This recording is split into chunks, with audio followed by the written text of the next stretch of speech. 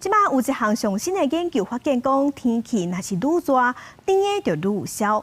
研究即摆发现讲，气温若是对12度升悬到30度，安尼美国人因食的糖会对2公克增加到15公克，原因拢是爱啉甜的凉的。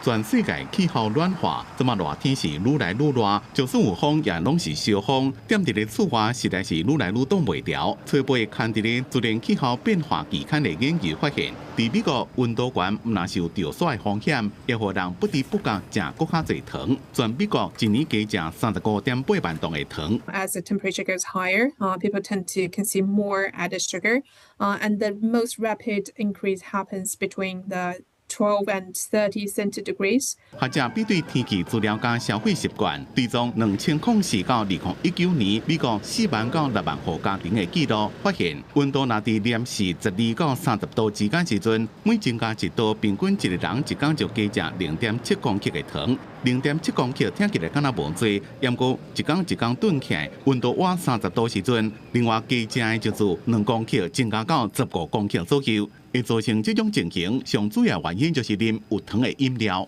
When weather or temperature gets higher, people tend to drink more.